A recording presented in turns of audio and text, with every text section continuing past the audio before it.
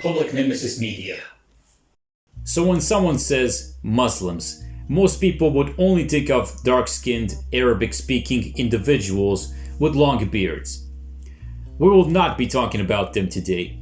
Instead, the topic for today are going to be white, Slavic-speaking, Adidas-wearing groups of people who just happen to follow Islam. There's a big population of Muslim Slavs on the Balkan Peninsula, numbering over 1 million. Their ancestors converted to Islam during the Ottoman rule of the Balkans, most likely because Christianity wasn't too powerful in those specific areas they lived in, the pressure from the Turkish authority was really high, or due to the fact that Muslims received benefits in the Ottoman Empire, which the Christian population didn't. The Turks allowed them to keep their Slavic language, and that's why today we have Muslims who speak Slavic. Although united by their Islamic faith, the Muslim Slavs are divided into different ethnic groups. Matter of fact, there are 7 of them. Before you ask, no, Albanians are not Slavs. I'll briefly explain each of these ethnic groups so we don't mix them up. Indeed, this video is dedicated to Slavs of the Muslim faith, especially to a friend of mine who's a great researcher and happens to be a Muslim Slav. You know who you are. The first ethnic group we'll talk about are the most numerous and well known out of all the groups. I, of course, am referring to Bosnjaks. It is estimated that there are around 2 million Bosnjaks across the globe, most of whom live in Bosnia and Herzegovina. They speak the Serbo-Croatian language, although they call it Bosnian. Those are all the same thing, really. Just look at the warning on a cigarette box in Bosnia. It's one sentence written 3 times. Anyways, as you can already guess, they got their name from Bosnia, where they make about half of the entire population.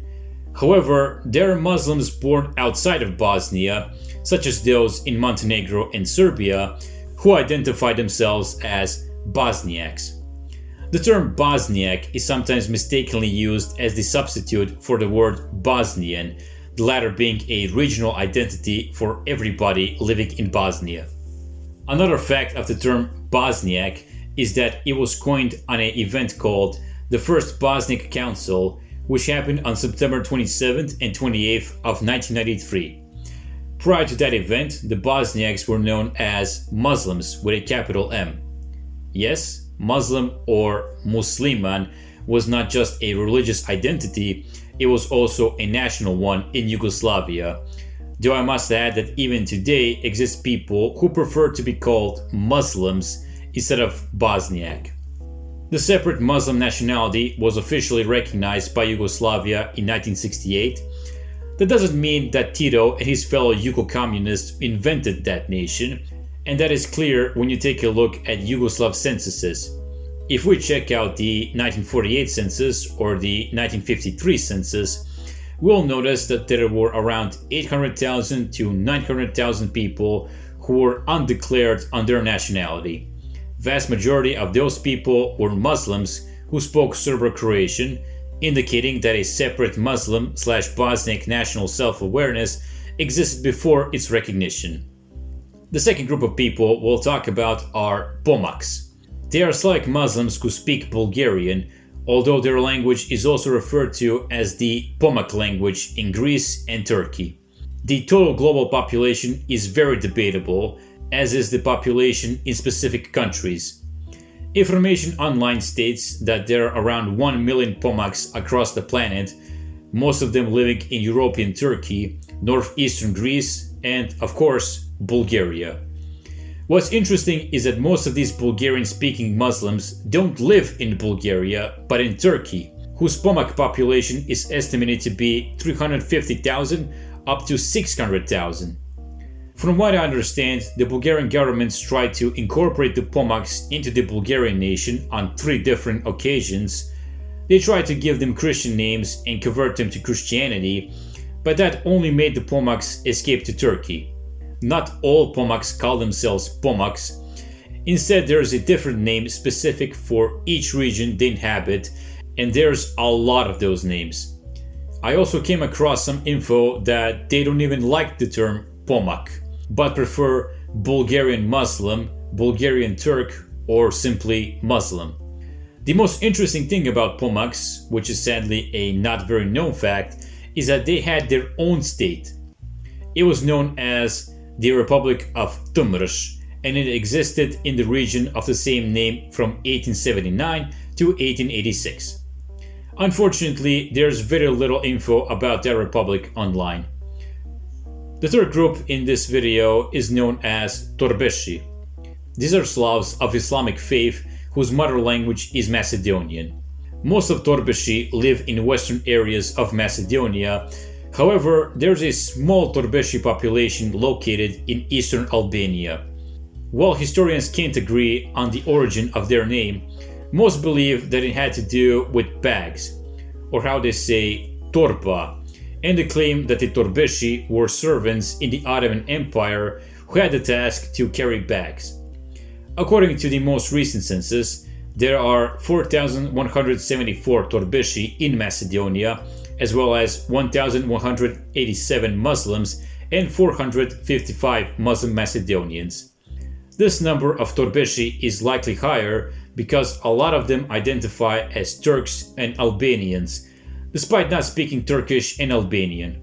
A fun fact is that the first newspaper in Macedonia, Nova Makedonia, was first published back in 1944 in the village of Gornji Vranovci, which was populated by Torbishi at the time. Group number 4 are the Goransi or Gorani. These are Muslim Slavs who got their name from a region called Gora, which means hill or mountain, and that region is the most southern part of Serbia.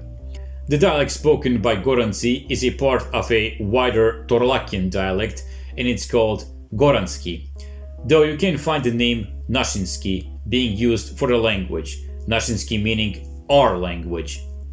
Due to their location, the Goransi and their dialect are claimed to be Serbian, Macedonian, and Bulgarian. It is claimed that there are around 60,000 Goransi across the globe, 2/3 of which live in diaspora. They were mostly known as the best bakers and confectioners in Yugoslavia and making tournaments of pelivona.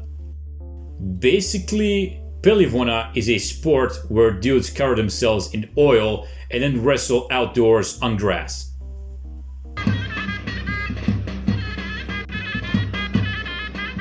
Mister, you better take your gay porn and walk right out of this bar. The fifth group we'll talk about are Srečani. Now, it's debatable if Srečani count as a ethnic group. They inhabit a region called Sredačka Župa, and that regional identity is quite prevalent among them alongside their unique culture.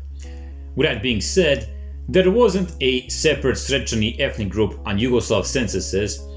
Firstly, most of them identified as Albanians, then later as Muslims, and finally today, most identify as Bosnjaks. Some identify as Turks, Serbs, Bulgarians, etc. It is estimated that there are only 7,500 Srečani. Up next we have the Podgorci or Podgorani. Pretty much everything that you heard about Srečani also applies to Podgorci. The only differences are that Podgorci lived in the region of Podgora, which is just north of Sredačka Župa, and their total population is only 3,000. The final group of people in this video are Rafani. They are an Albanized South Slavic Muslim ethnic group who number around 5,000 and live in the town of Orahovac and its surrounding villages. Although they adopted the Albanian national identity, they kept many Slavic words in their dialect, which is called Rafčanski, but they also call it Nashinski, just like Goransi, Srečani, and Podgorci call their own dialect. Rafčanski is described as a mixture of Albanian, Serbian, and Bulgarian, and it is believed to have been developed as a way for Albanian-speaking grape farmers to sell their products to Slavic-speaking wine producers. That's all I have for this video. I wish I could go more in depth, but for some of these ethnic groups there's barely any information on the internet. Still, I hope you found this vid interesting and entertaining. Assalamu alaikum, PNM signing out. Was that alright? No, that was terrible. You're butchering my beautiful language. It's Assalamu alaikum.